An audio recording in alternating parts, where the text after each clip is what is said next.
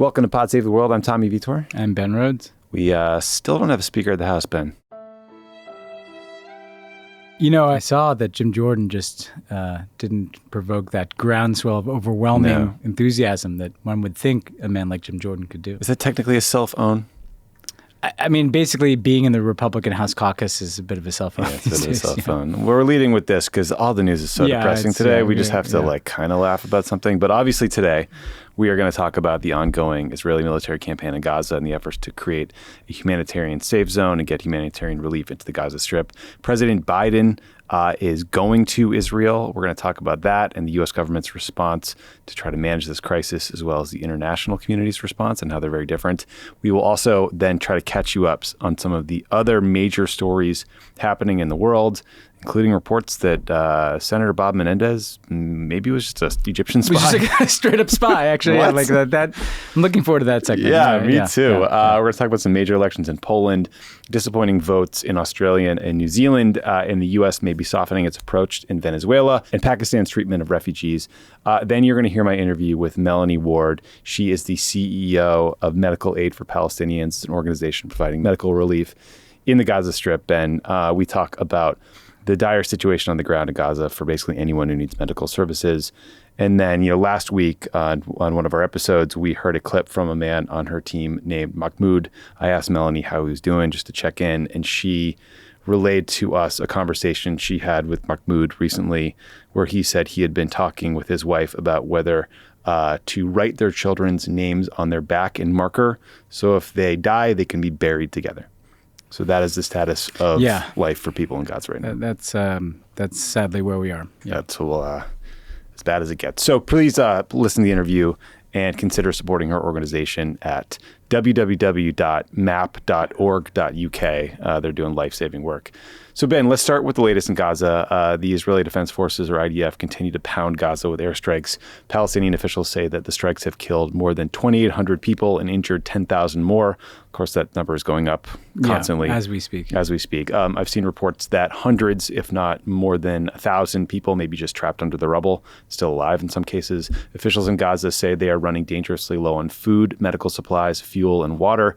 The White House reported that Israel had agreed to restore water access to southern Gaza, but Gaza's Interior Ministry says that no water has reached Gaza in 10 days, and Gaza's 3 desalination plants that they really rely on for fresh drinkable water have run out of fuel. There is a flurry of diplomatic activity happening in an effort to get aid into Gaza, create a humanitarian safe zone, and get foreign citizens out of Gaza. We will cover that diplomacy and humanitarian situation in much more detail later in the show. But a few hours before we started recording, the Gaza Health Ministry said that an Israeli airstrike hit a major hospital in northern Gaza, killing at least 500 people. And remember, these hospitals are not only packed with people getting medical treatment, but thousands of others who are just there because they think it will be safe from airstrikes, and they have nowhere else to go. So Ben, we want to get to the Biden trip to Israel in a second. But the Associated Press already announced that Mahmoud Abbas, the president of the Palestinian Authority, has canceled his participation in a meeting with Biden, the King of Jordan, and the president of Egypt in Amman in response to this strike on the hospital. The IDF says the hospital was hit by a failed rocket launch from the Islamic Jihad militant group. We obviously don't know what happened for sure. But Ben, if this was an IDF airstrike, it feels like it would be a seminal moment in terms of public opinion about this war and one of the most deadly airstrikes in the history of this conflict since 2008. Yeah, we should say, we don't know exactly what happened here other than something absolutely catastrophic happened and many people are dead because of it. We've seen, the IDF say it was a rocket from Islamic Jihad. We don't know that. I do wonder about what kind of rocket Islamic Jihad might have that could do that much damage, but we'll have to see. And obviously, the Palestinians are saying this is an Israeli airstrike. I think that the baseline, while everybody kind of awaits that information, and I should say, by the way, like the United States, I think has a responsibility to have a view on this too. We usually have some capacity to take a look at events and given how invested we are in this, it's not just Israelis and Palestinians who will be putting forward information here. I think it's worth the U.S. government being asked and answering candidly what it thinks happened here. But the bigger point is that whatever happened here, this is going to keep happening as long as there's a war in Gaza, and this, we've already seen a degree of suffering and a degree of casualties in Gaza that exceeds already any of the previous Gaza wars. And there hasn't even been this ground invasion yet. Yeah. And that's what we have to bear in mind. That in 10 days. It'll be much, much, much worse with the ground invasion. And there is not humanitarian equipment or food or water or fuel or electricity getting into Gaza. And so to me, it matters, obviously. It really matters what caused this hospital to explode, what struck this hospital.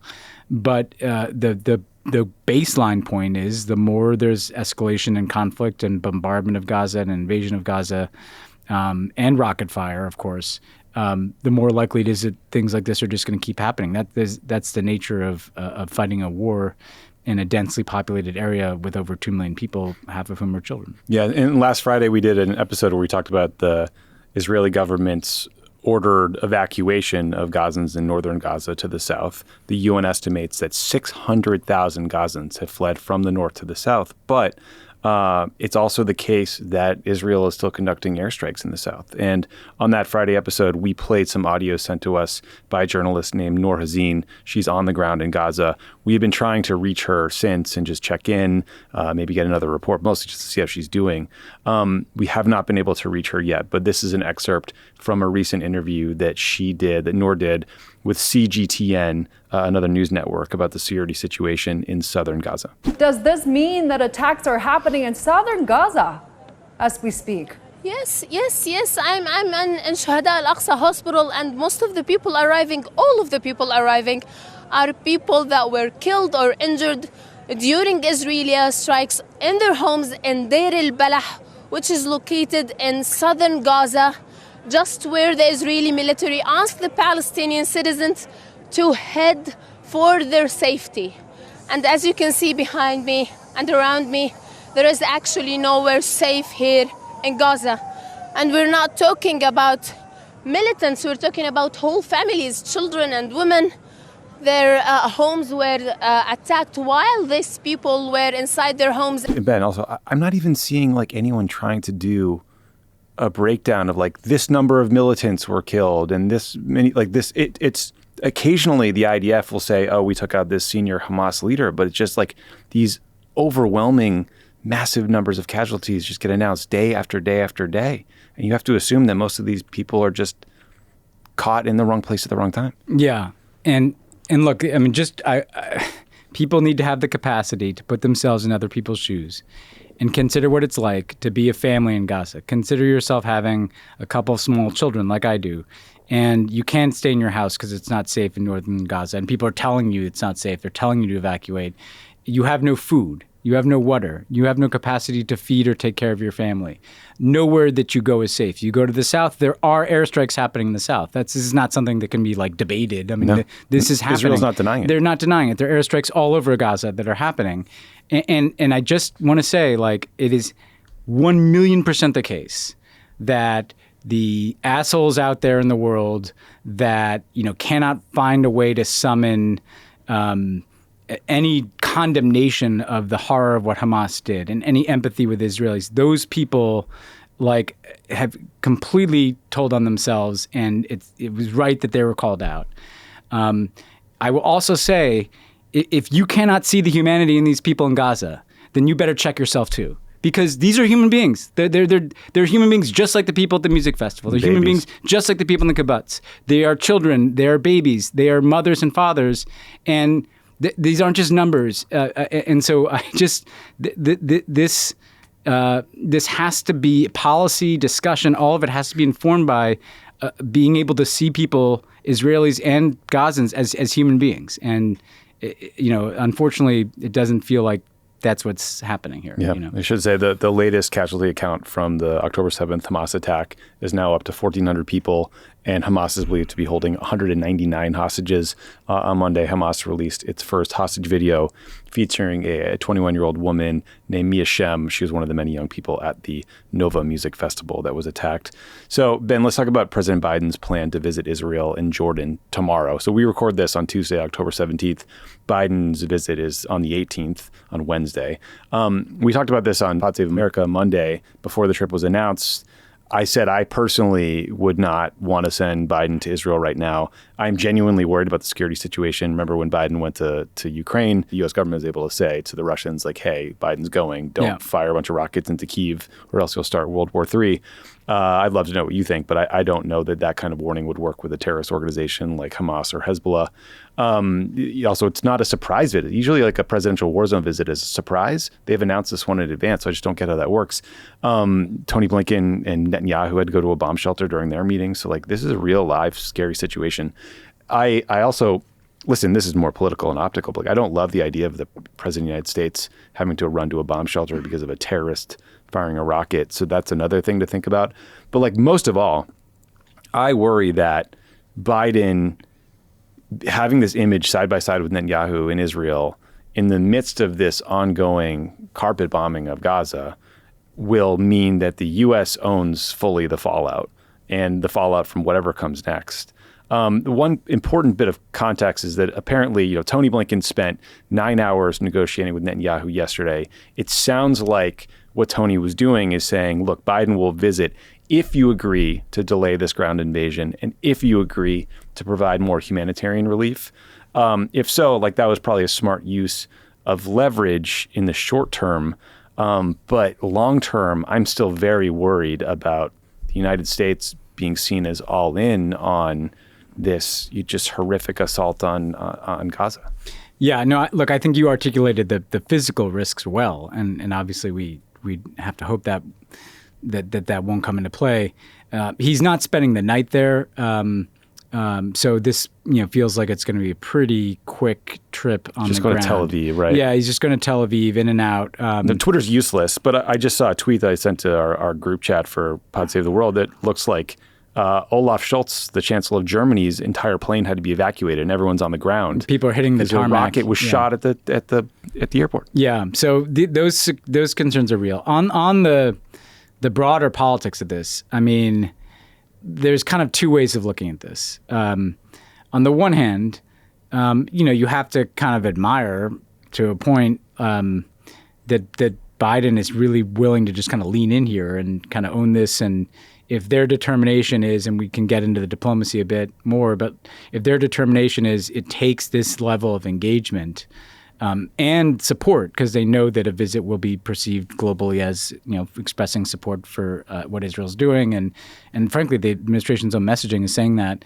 But that if that can unlock, some humanitarian assistance into Gaza, if that can serve to kind of calibrate or restrain the nature of the Israeli invasion, I mean, it feels to me, Tommy, like a couple of things happened here over the last several days, because the administration's messaging has turned a dial here. Definitely. It went from kind of 100% support to Israel to, a more nuanced, still leaning in that direction, but this focus on humanitarian support into Gaza, as well as just kind of there's a kind of body language of some concern that you kind of sense.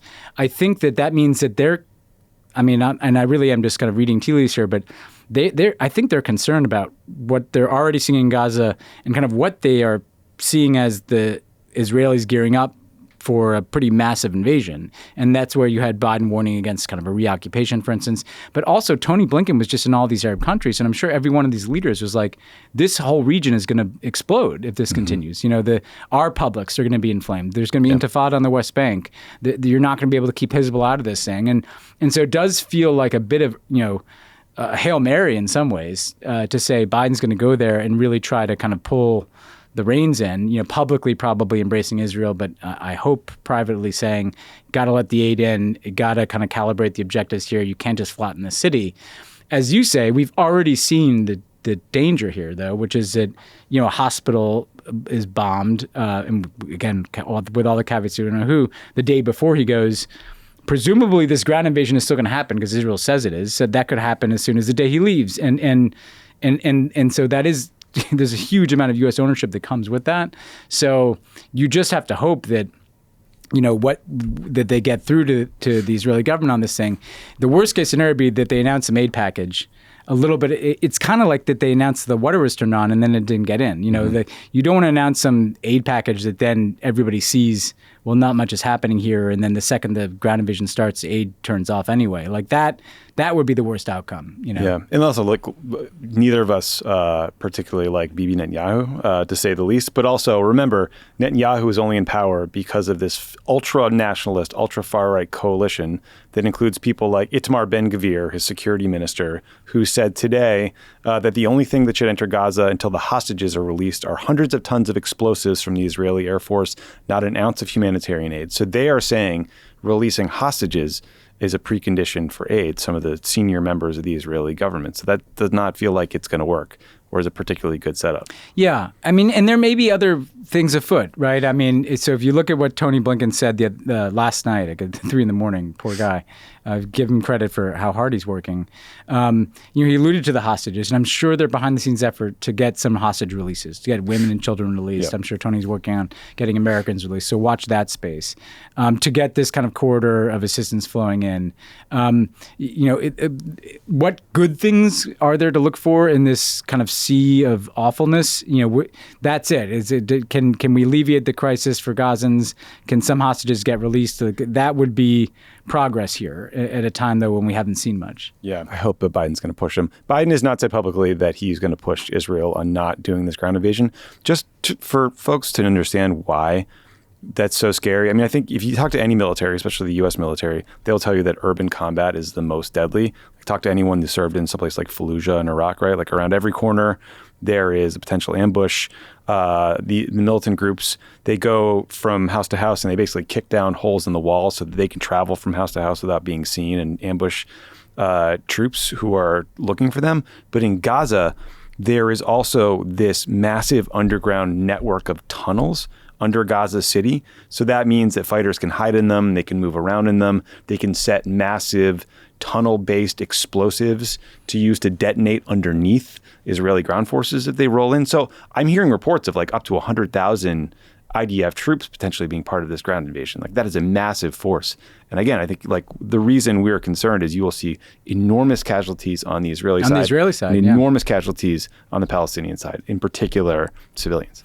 And once you start to have that cycle, right? Once the images in Israel are of, if there are hundreds of Israeli soldiers being killed, and once you see the escalating toll on the Palestinians, the likelihood that reprisal violence in both directions just is lit on fire in a place like the West Bank, where we're already seeing people being killed in clashes between Israeli and Palestinians. The likelihood that Hezbollah feels like, we have to do something more to get involved in this conflict because it's in our DNA to be a part of this fight against Israel.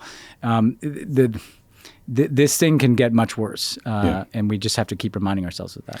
Yeah. So, as you mentioned before, Tony Blinken, the Secretary of State, has been everywhere the last few days. He's been conducting shuttle diplomacy. He's been to Israel twice. He also went to Jordan, Qatar, Bahrain, Saudi Arabia, and the UAE.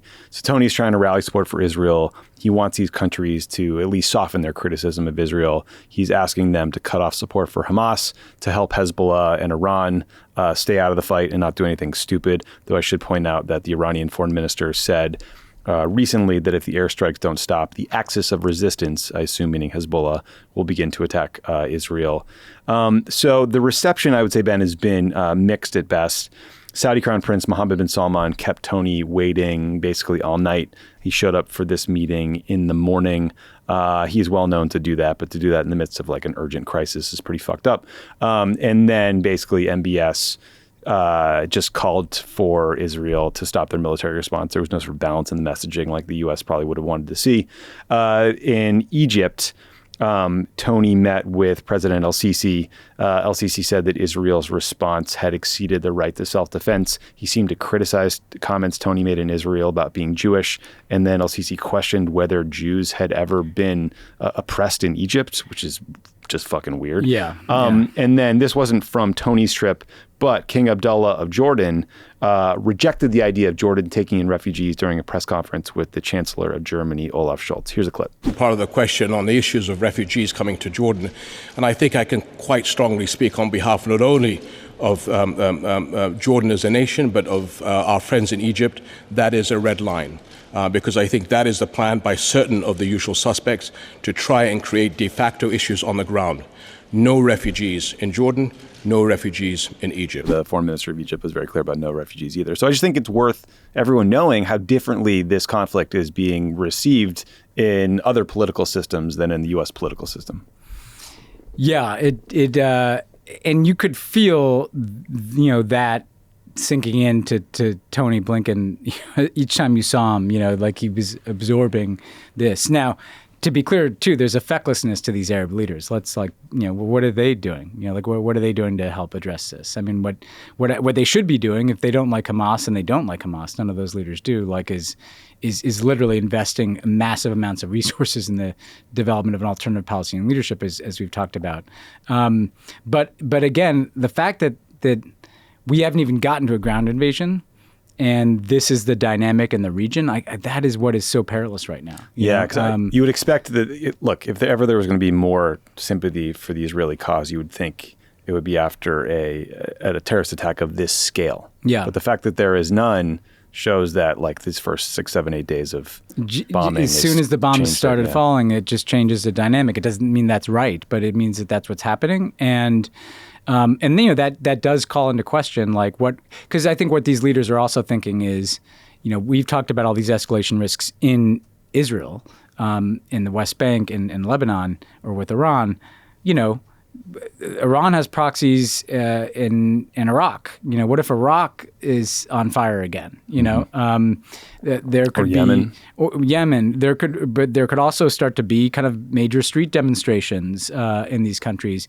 The countries that have done these normalization deals with Israel will come under pressure. So there's going to be, once you unleash a force of a major war like this, there are going to be these unintended consequences. And these leaders are kind of retreating back into kind of predictable positions. I mean, and one of the things that you do hear clearly in that clip from King Abdullah of Jordan, you heard from Sisi, is that they are very suspicious that one of the intents of an Israeli ground invasion might be to create another 1 million or 2 million Palestinian refugees. And that does start to hit very deep nerves in that region, because that hasn't happened on that scale since the Nakba in 1948, and to some extent, obviously 1967, which was more about the onset of the occupation. But the regional dynamic, not even 2 weeks into this thing, is quite perilous. Yeah, and listen, it's not just countries in the Middle East that are viewing the conflict very differently than Joe Biden is. Spain's social rights minister said that the Spanish government should bring Netanyahu to the International Criminal Court to face war crime charges. The Israelis pushed back very hard on that. They accused the coalition government of aligning themselves with ISIS-style terrorism.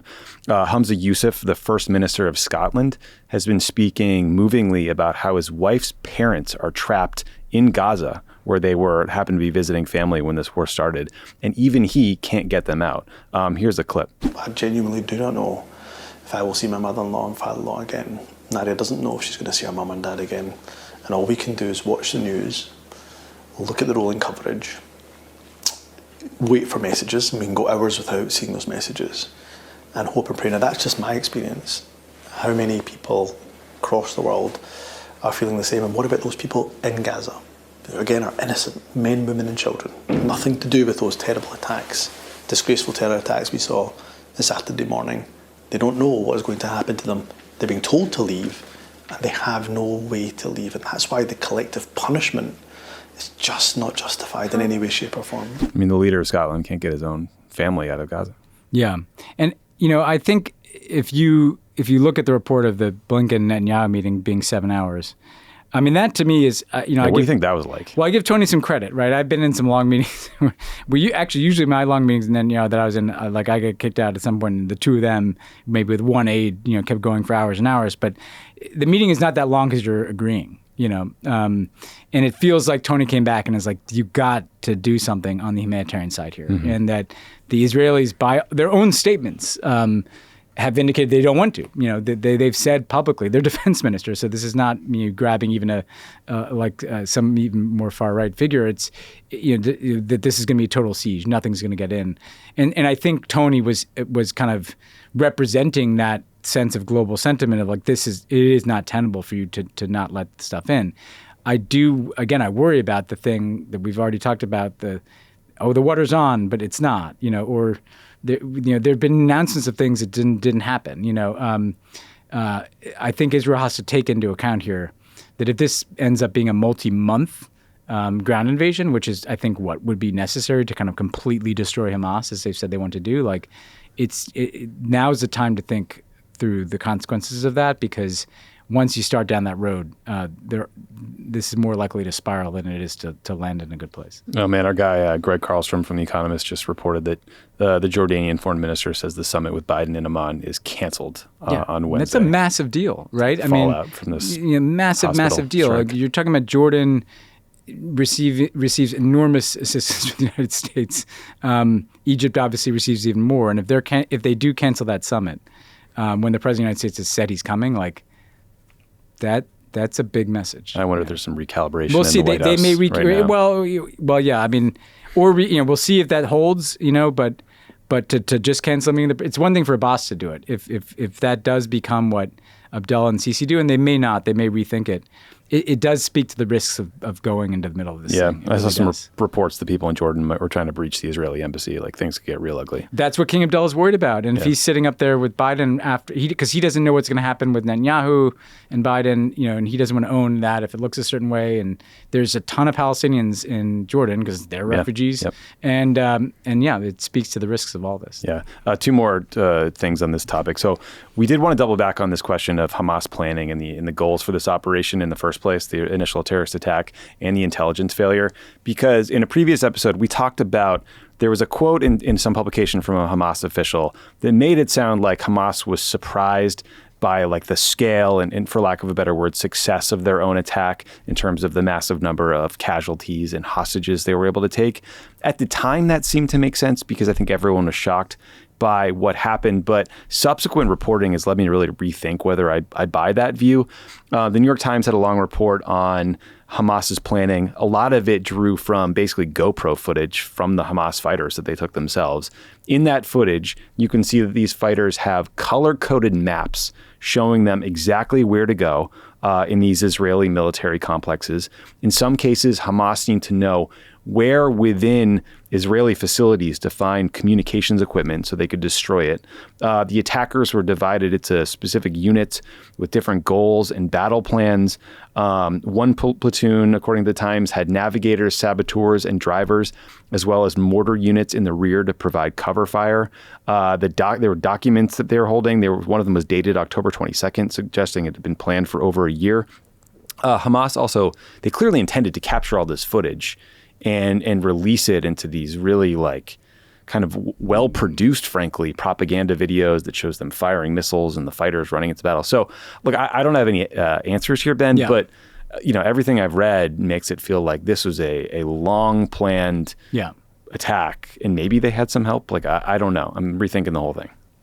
It feels like it was planned for a year based on some of the reporting. And it also felt like they had some insight into, but they clearly had insight into the Israeli military. So whether that's because they had some help, somebody with an intelligence service giving them assistance, or whether that's because they themselves have penetrated some aspect of Israel's operations, it does speak to a sophistication. I think what is still, so I think you're right, it does call into question that idea of did they kind of stumble into something much bigger than they intended. Clearly they intended something really big. I think what also may be true, though, is that they may have been surprised at how little Israeli military presence there was, but yeah, it does point out. I mean, this is where Israel obviously has a legitimate security concern, which is the sophistication of Hamas is alarming, and they're right there in Gaza. The question is the full-scale ground invasion the best way to get after that, or are there other ways of getting after it? Yeah, it also doesn't seem like these Hamas fighters stumbled upon this music festival. It sounds like they knew it was happening. They shut out, closed off any exits, and then they attacked everybody. And that's where they had paragliders coming in. So, absolutely here. But, again, like there are ways to more ruthlessly and methodically target the faction of Hamas that did this, the military wing, while trying to change the game in Gaza, maybe via Arab support. But that's going to get harder and harder as the days go on. Well, let's talk about that, because I do think, we both experience this. Like when you criticize the way Israel is conducting this campaign, people say, well, of course they have to respond. So what's your better plan, right? I mean, the sentiment is like, we can't not respond. And I understand that. I want to caveat that we're obviously the furthest thing from like military planners. We don't have any access to intelligence, but it's a fair question. And maybe we could just like try it in sort of broad strokes. I do think it's worth saying that there's probably not a good answer here for the Israeli response. Like they probably have bad and worse answers. And I think that the worst possible response is this ground invasion idea, because I just don't have any hope that they're going to achieve the goals if the goals are to get hostages back and to take out Hamas's leadership. I mean, do you have any confidence that Hamas's leadership is still in Gaza? I mean, some of these people are, and one of their military commanders was apparently killed in an airstrike. Hamas themselves announced that. I mean, look, I understand when you feel the emotions that Israel does, that there's this desire for vengeance and to kind of strike back. We've already talked about not even the moral concerns of that, but is that actually going to make Israel more secure? I think in the near term, it's going to make it much less secure, as we've already seen with rocket fire and violence in the West Bank and threats from Hezbollah. Is there most of the other responses, that I can consider here? I mean, because one other response is just kind of a smaller version of this, right? Like a more targeted version, like a limited ground incursion, something that looks more like 2014. You go in and you really try to degrade Hamas and target a bunch of those people through special operations and maybe try to do some hostage rescues, hit some key targets and then, get out. But again,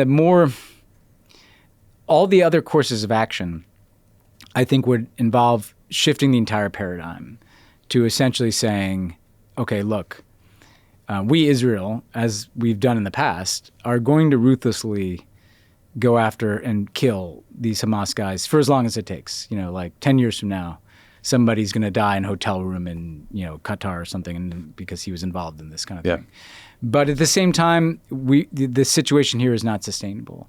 And what we want is maybe, we're going to go to the Arabs and say, okay, we are willing to allow in even like a Arab peacekeeping force into Gaza, coupled with a massive infusion of resources to improve the lives of the people of Gaza, with the precondition that like Hamas is out, and obviously that's more easier said than done. I don't want to suggest any of that is easy. But the point is that like everybody, it's easy to point holes at what I just said, but like it's much easier to point out what's wrong with the massive ground invasion. We have to change the way we think about the options in this conflict. We have to kind of expand the horizon that we're willing to entertain here, right? And there is a way to put those Arab leaders on the spot. Some of them have proximity, like Egypt. Some of them have bottomless amounts of money that could buy just about anything in Gaza. They could buy an entirely different leadership in Gaza if they truly wanted to do that. And I just think, that's not how we're wired, and that's not. I understand that that's not how this Israeli coalition is wired, and probably not how people feel in Israel right now. But if you actually thought what is more objectively likely to bring security, I don't think the answer is a ground invasion. I just don't. Yeah, and also I think historically Israel's had this incredibly strong commitment to getting back hostages.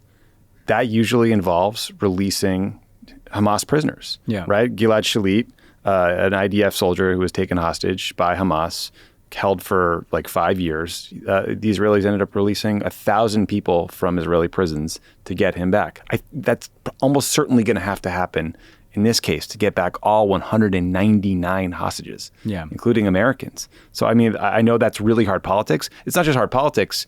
It's bad policy, because one of the guys who was released by the Israelis to get back Shalit helped plan the Hamas attack on October 7th, right? So it's terrible all around. But if you want more people to survive, if you want to bring them home, you're probably going to have to do that. I also think, like, to your point, though, long term, the harder political thing in Netanyahu's eyes, apparently, is to create some sort of viable political option that isn't Hamas. And that's the core point here. Is the end state that you're seeking a peace between Israelis and Palestinians, or is it the total military defeat of Palestinian aspirations for a state? You know, and that's where this gets tricky, because most of the other courses of action that are not wholly militarized actually involve building up an alternative Palestinian leadership, and that's something Netanyahu's never wanted to do. He's actually wanted to weaken the Palestinian Authority, which is like the much better version of Palestinian leadership, albeit a flawed one, deeply flawed one. One last thing on this. I'm sure people are reading these stories and they'll see reports that Hamas has this exiled political leadership living openly in Qatar. What role do you think they end up playing in any kind of negotiation here? And can you just like give people a little bit of background for like how that's possible that these guys just live out in the open in like hotels in Qatar? I mean, I think that essentially, first of all, as we talked about, Hamas is all these different factions and people have been in different positions at different times. And, some of these people in Qatar don't know what the hell is going on. Some do. But the bottom line is that I think the United States and probably even Israel to some extent have kind of tolerated a degree of this, kind of address for Hamas, because the reason you said, like, you have to be able to talk to these people somewhere, Like when we let the Taliban set up an office. The Taliban set up an office in Doha, same place, because it just became a venue where you were able to have discussions with them. And I'm sure this is some of the most heavily monitored. I don't think these people are coming and going easily. I think mixers, like little embassy parties. Yeah, they're just kind of, they're locked down there. But like the reason to have it is so that, you can go and pass shuttle diplomacy proposals back and forth to people like this to try to get hostages out. Yeah. Okay. We're going to pause on Israel-Gaza for now, take a quick break, and we come back. We'll talk about reports that a U.S. senator might be a spy for Egypt, some good news out of Poland, and much, much more. This show is sponsored by BetterHelp. Look, we've all had those times in life when we intellectually know what the right decision is, but we can't get ourselves to make it. Maybe you're dating the wrong person, can't say goodbye. Maybe you're stuck in a job you don't want to be. You know what helps you figure that out? Talk to someone about it. Therapy helps you figure out what's holding you back so you can work for yourself instead of against yourself. If you're thinking... I hate working against myself. Yeah, well, it happens a lot. If you're thinking of starting therapy, give BetterHelp a try. It's entirely online. It's designed to be convenient, flexible, and suited to your schedule. Just fill out a brief questionnaire to get matched with a licensed therapist and switch therapists anytime for no additional charge. Listen, everybody, you all need some therapy out there. Everyone's gone through a hard time. Everyone could use someone to talk to. If you are thinking about trying therapy, give BetterHelp a shot. It's worked for countless people, and it'll work for you too. Make your brain your friend with BetterHelp. Visit betterhelp.com/crookedworld. Go today to get 10% off your first month. That's BetterHelp, HELP.com/crookedworld. Okay, Ben, so we've talked a couple times about this indictment of New Jersey Senator Bob Menendez. To catch people up, investigators found cash, gold bars in his house. I think someone leased his wife a car that Menendez got in exchange for doing political favors for business people with connections to the Egyptian government. Last week, though, prosecutors brought new charges alleging that Bob Menendez, remember he's a Democrat, equal opportunity bashing here of both parties from us, was acting as an agent of a foreign government, that government being Egypt. So, like, was he just a spy? Is that what we're learning? Yeah, because if you read the reports on this and the indictment, it's like, sometimes someone's an agent of foreign government because they didn't register a FAR registration, which is essentially like, you're a lobbyist for that government in DC, and you failed to like alert the justice or whoever the fuck you have to alert that you're DOJ, yeah. Usually because you're like doing PR for them or something or lobbying. This one was like the head of military intelligence in Washington. So like, we have CIA station chief in other countries.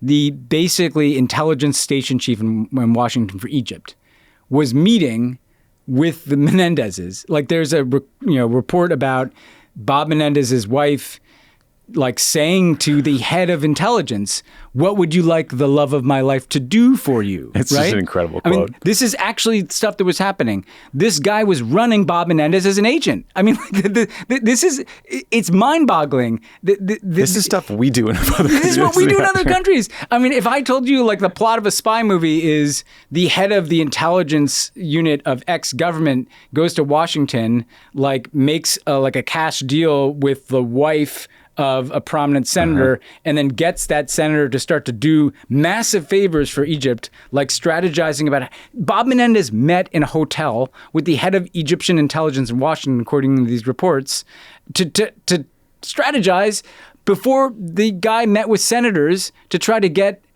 Egyptian aid unlocked. I mean, the language, we resistance tick is like, it's a lie, not a falsehood. This is spying. This isn't just like foreign agent stuff. This is crazy, And by the way, once you're Bob Menendez, and he's still in the Senate. Like, what is he doing in the Senate? Get him out of the Senate. Get him out of now. the Senate. This is crazy. Especially given all this context, given all everything happening in the Middle East. But also, when you're the chairman of the Senate Foreign Relations Committee and you take money from the Egyptian government and do their bidding, this is no longer about you profiting for these favors. They then own you. Yeah. Because they could turn you in at any time. They can blackmail the shit out of you. Blackmail the hell out of you. Yeah. You're theirs. And they're doing it in gold bars. I mean, look, this is like a bad plot. If like this was like a Netflix show, people would be like, yeah, that's not believable. The senator wouldn't really just take some gold bars, would he? No, it's truly unbelievable. I cannot believe the man was the chairman of the Senate Foreign Relations Committee and is still in the U.S. Senate. And he's still there. It's crazy. I mean, Andy Kim, God bless him, is running against him in the Democratic primary. Please support Andy Kim. Like, this is crazy that this guy is still around. Unbelievable. Ben, some rare good news out of Poland, where it looks like voters have ousted the right-wing nationalist Law and Justice Party. So there were 3 opposition parties running in this election. They were able to get about 53% of the vote, and they will almost certainly control parliament. The Law and Justice Party got the most votes of any single party, but the opposition coalition will get more parliamentary seats and get the majority. So there will now be this complicated government formation process that'll take a little bit, but it seems likely that a guy named Donald Tusk will become the next prime minister of Poland. He had the job from 2007 to 2014, is far more moderate than the current government. Long story short, this is a win for those who are worried about the future of democracy in Poland, who care about European integration, and who are worried about Poland's rightward tilt on social issues, especially their very restrictive anti-abortion laws. Yeah, I mean, this is an extraordinary piece of good news. I mean, it really is. Like, we've, checked in here a few times in recent months as some more dire concerns about rising far-right politics in Europe or in Eastern Europe.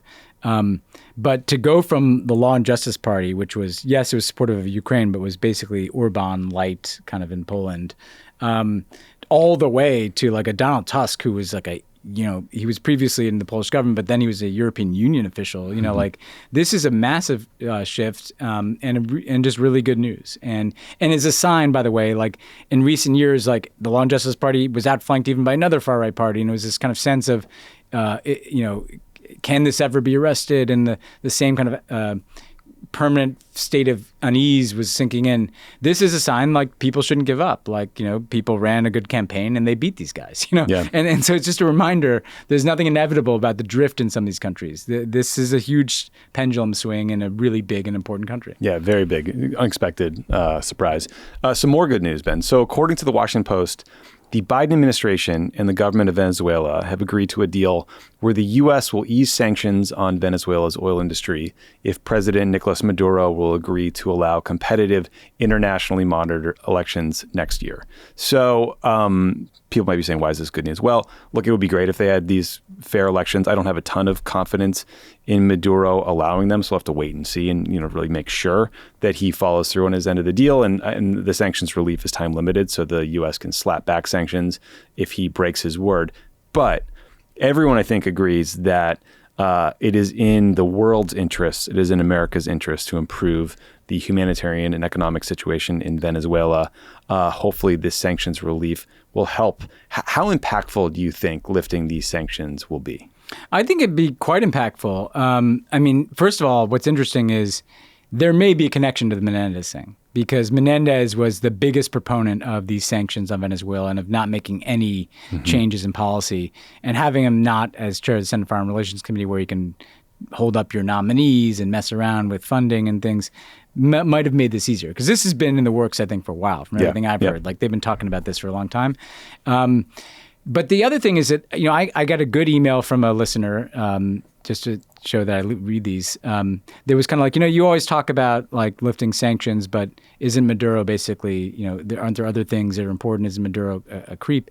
100% the guy's a creep. But the point is, it's not unlike the conversation, by the way, we just had about the ground invasion. Like, these sanctions were not dislodging Maduro.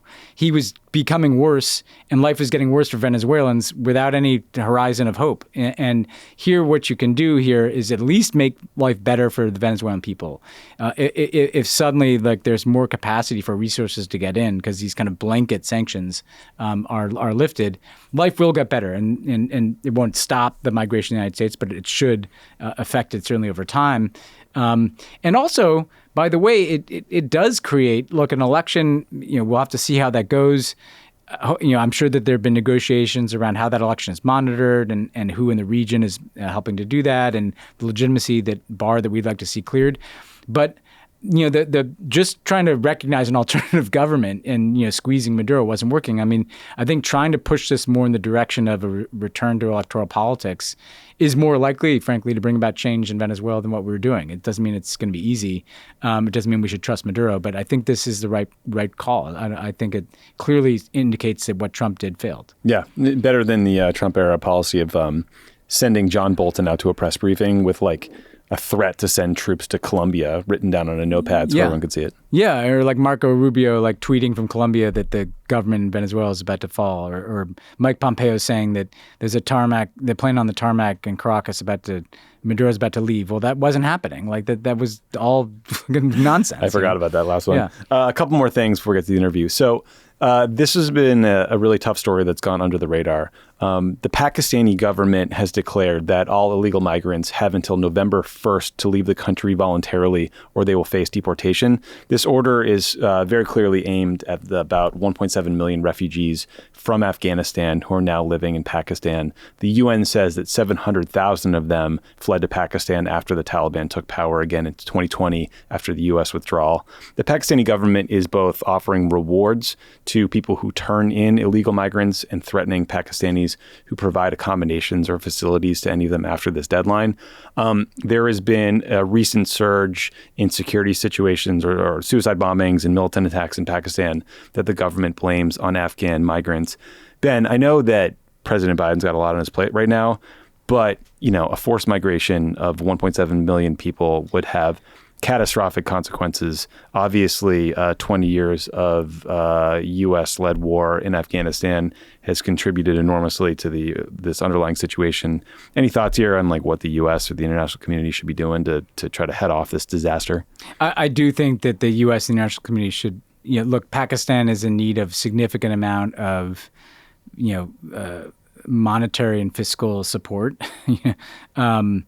This is not acceptable. I mean, like, it's just a dark piece of business here. You're going to push like over 1 million Afghans who left because probably they had credible fears for their safety back into Afghanistan. So I'd be putting on the table here, like, not just the U.S., but like other countries, like let's sit down and try to figure out some solution here that does not involve you doing this. I should also say, you know what, like, Pakistan is the one that harbored the Taliban. Pakistan's the one that played both sides of this thing. They got the Taliban government they wanted in Kabul. So don't, fucking then say like, oh, what are these Afghans doing here? Like, they created this as much as anybody else, And it's not the innocent Afghans that are fleeing the Taliban that are engaged in suicide attacks. It's the Taliban cousins, the Pakistani Taliban that has been fighting Pakistan forever, which is why successive U.S. administrations, including us, were like, why are you getting into bed with these guys? So I just think that people should keep the Afghan people in mind. We've had these horrific earthquakes. Now we have this. The U.S. has to try to continue to do as right as we can by the Afghan people so that it doesn't look like we just washed our hands of this thing after the evacuation. Yeah, one to watch. Okay, last story here, Ben. So we usually look to our friends in Australia for fun stories and comic relief, but not today. In Australia, there was a pretty terrible vote. There was an effort to give Indigenous Australians a say in Parliament through this new advisory body and to recognize Indigenous communities as Australia's first inhabitants. That failed overwhelmingly. 60% of voters voted against this referendum.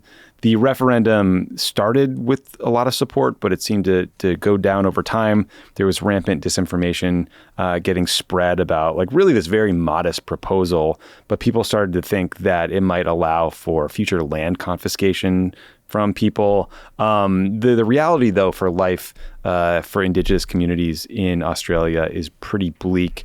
The life expectancy for Indigenous communities is 8 years lower than the national average. They have higher rates of suicide and incarceration. Prior to the 1967 constitutional referendum, Indigenous people were not even counted as part of Australia's population. And Indigenous people in parts of Australia were hunted and killed by settlers well into the 1900s. So today, those populations make up less than 4% of the total population of Australia. This very modest effort would have just given them a little more political representation, but it failed and it's really ugly. Also, Ben, New Zealand has been a bright spot over the past few years. Jacinda Ardern was a great progressive leader until she decided to resign. Unfortunately, New Zealand just voted in its most conservative government in decades, and support for the Labour Party was nearly cut in half. So a very couple of terrible election outcomes there. Yeah, it's pretty shitty.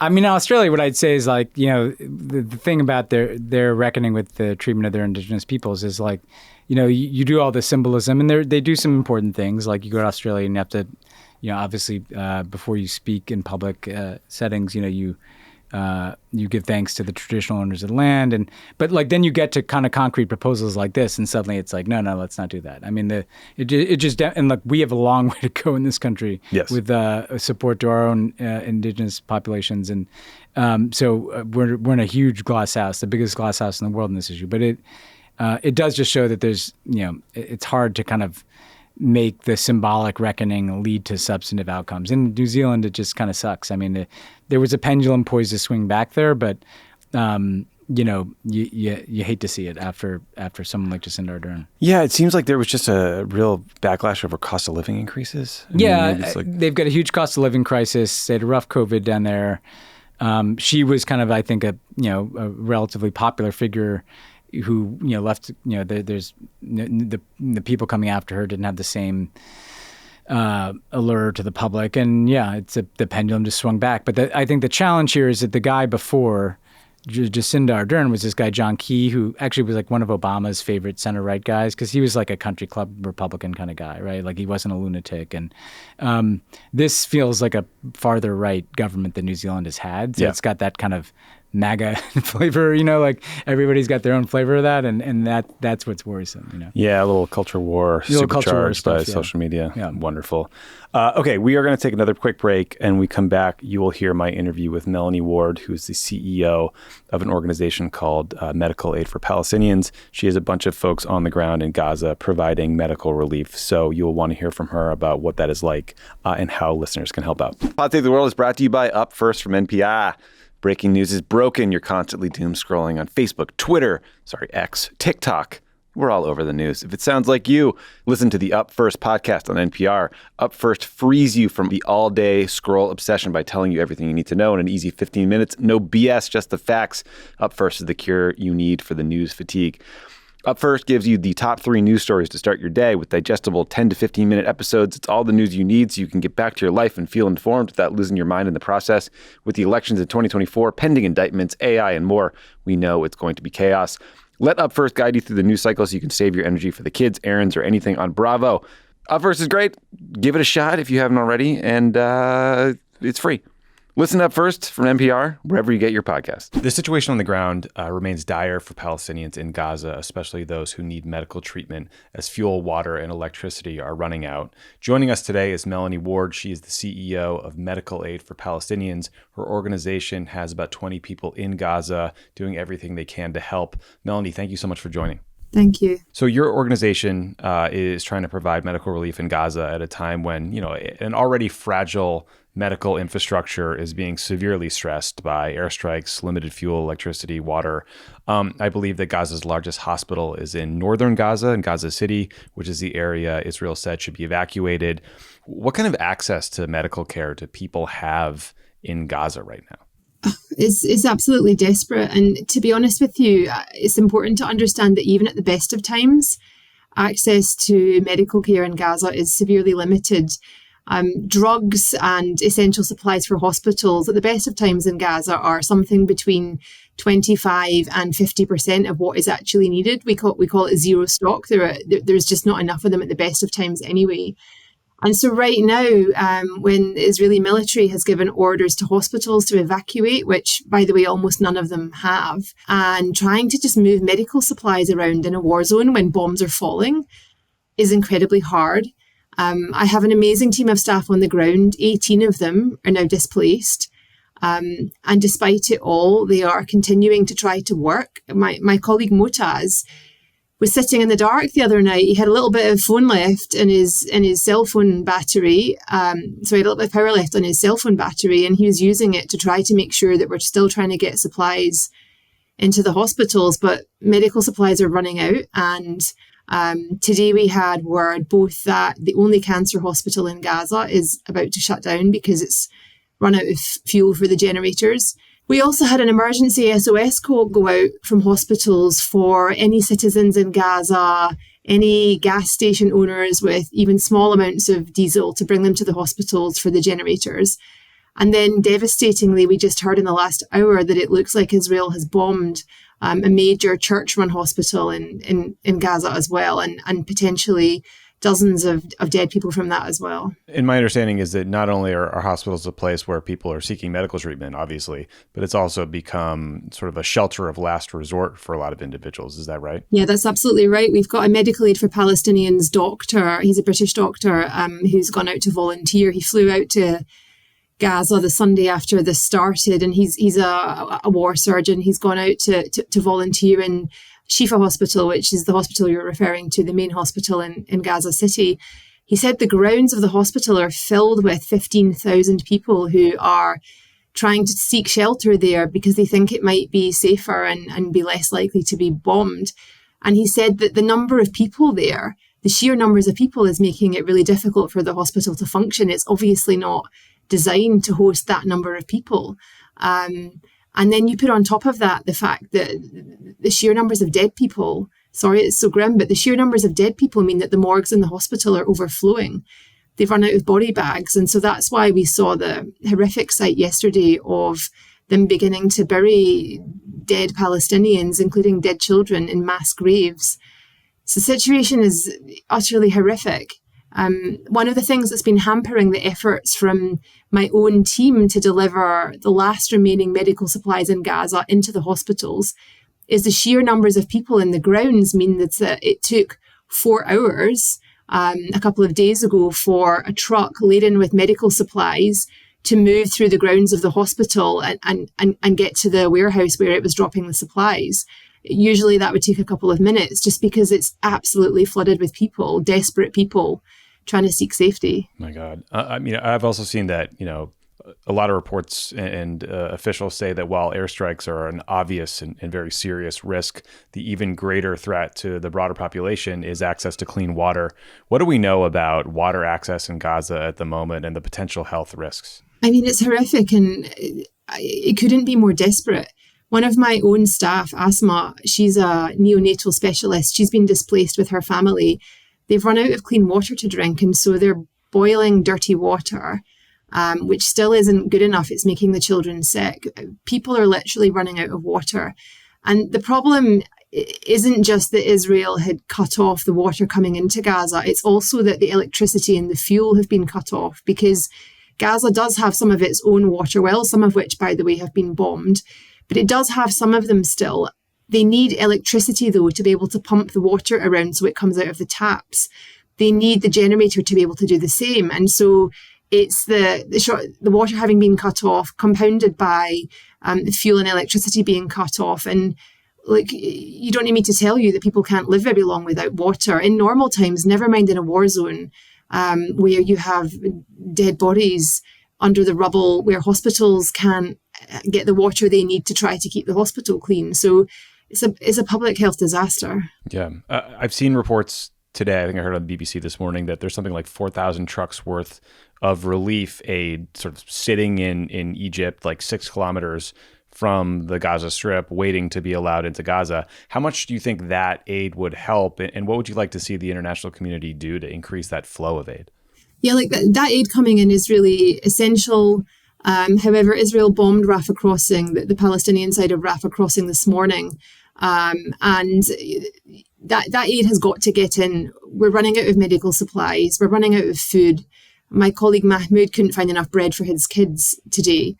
We're running out of clean water and electricity, as I just said, but also there's a shelter situation. You know, I've worked in humanitarian responses in other places, to the Syria crisis, to the crisis caused by Boko Haram in northeast Nigeria, and I've never seen anything like this.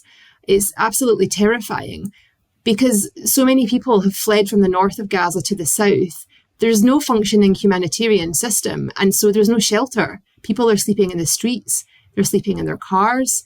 Everything is completely overcrowded. There's no sanitation and no water. And so actually, thousands of people have gone home to the north just to try and survive. So we need aid to come in. But if it's going to be able to do so safely, then Israel will have to guarantee not to bomb the aid convoys. It will have to guarantee their safety. The truth is, though, we can't truck in enough water for 2 million people. The water has to come back on. The electricity and fuel have to come back on as well. Yeah, and I imagine the desalination plants need fuel to run, and that's a critical piece of this. You mentioned your colleague, Mahmoud. We spoke with him last week. He was kind enough to send some voice memos to us that got through, even with limited internet access. He said he had decided to stay in his home in northern Gaza rather than evacuate southern Gaza. He basically said, like, I'm not going to live through a second Nakba. I'm not going to be a refugee again. So you've been able to maintain contact with him. I mean, do you know more about how he and his family are doing? Yeah, I mean, he's still alive. And to be honest, that's at this point one of the best things I can hope for my team. You know, every day, we can't contact everyone every day at the moment because, well, we have to hope it's because they've run out of battery in their phone. But to be honest, when you don't get a response, you don't know why it is that people aren't able to get back in touch with you. Mahmoud is still there. He is determined to stay there. But what he tells me day by day about what they're living through, and particularly for his children, is devastating and heartbreaking. You know, I mentioned him earlier. He went out to get bread for the kids and for his elderly parents earlier. And there wasn't enough. He got one piece of bread for each person. Mahmoud is a highly educated man. He studied at Durham University in the UK. He's a really smart guy and he's really, really good at his job. He's a normal person like us, and what he's living through is complete hell. He told me of this awful conversation that he had with his wife, where his wife said to him that they should perhaps think about writing the names of their children on the backs of their children so that when they die, people will know that they're related to each other and can bury them together. And imagine that as parents thinking about that. But then what he said is his wife hadn't realised that one of the things that parents and kids are starting to do in Gaza is to write the names on the palms of their hand, so that when they die, people will know who they are and can bury them together with their family. And so they had this conversation about whether it's better to write your kid's name on the palm of your hand or of their hand or on their back. It feels like humanity is kind of deserting us in this moment. And one of my other colleagues, Mohammed, he spent Friday working to get the last of the medical supplies in Gaza into the hospitals. On Friday night, his home was bombed. When he was in it, somehow he and his wife and kids survived, but his 13-year-old niece, Farah, was killed. And he told me it took 6 hours searching through the rubble and all the dead bodies to find Farah. And he told me that it was like a scene from the last day of humanity on Earth. That's just, it's unimaginable. Yeah, I saw reports this morning, for every kind of report you see about, confirmed number of people killed and wounded, that there are hundreds, if not thousands more, just trapped under the rubble, some alive, some not. Some will never know. It is unimaginable. And I think one of the things, if I may, that the world has lost sight of here is that there are 1 million children in Gaza. 1 million children. And I heard a really moving interview with an Israeli man whose mother is one of the hostages who's been taken. And one of the things he said was that you can't cure killed babies with more dead babies. And I think that's a really important point to remember right now. Like, you shouldn't need to say that, but it feels like the world has lost sight of that. There are 1 million children in Gaza. Today we reached the horrific landmark of 1,000 children having been killed in the Israeli bombing of the last 10 days. And they're killing one child in Gaza every 15 minutes. That's who's really suffering here. It's kids. Yeah, this bombing campaign seems to be fucking madness to me. The BBC reported that a fundraiser that your organization had planned in the UK was canceled by the venue. Why did that happen, and what kind of challenges are you facing as an organization because of the sort of obvious, like, very fraught underlying political tensions when anyone talks about, you know, conflict in Israel and Palestine? Well, I'm going to be really honest. I haven't heard about that report, so I don't know if it was my organization or it's just that I've had my head down in what's going on in Gaza all day. I would tell you that our website has been under cyber attack for the last few days. I don't really understand who wants to stop medicine getting to sick children, but it seems like some people do. That's horrifying. So listen, listeners, I'm sure have heard your story, heard about the work your team is doing, would love to help. How can they support you? Can they donate? Is money the best way to do it? How can they help? Yeah, I mean, if people can donate, give what they can, it would be massively beneficial right now. Our website address is map.org.uk. You can find us on Instagram. You can find us on Twitter. You can find us on Just Giving as well. I have to say that the response so far has been amazing. We've had support from over 103 countries around the world. So it gives you a little bit of hope that most people still care about humanity and about doing the right thing. But the scale of the crisis is completely unprecedented. And so we're going to need as much support as we can to try and save as many lives as possible in the days ahead. And the other thing I would say, particularly that you've got a lot of listeners in the US, is making contact with your representatives, phoning your representatives on the Hill and telling them that this has got to stop. That really, really matters right now. Yeah, I agree. Absolutely. Everyone should check out your website. Again, it's Medical Aid for Palestinians. Melanie, thank you so much for joining the show. Thanks for the work you're doing. And I hope your entire team stays safe and that you get to see them soon. Thank you. Thanks again to Melanie War for joining the show. And I don't know who else we thank in these days. The Polish voters. The Polish voters. Seriously, like that's thanks for the slice of good news on the timeline there, guys.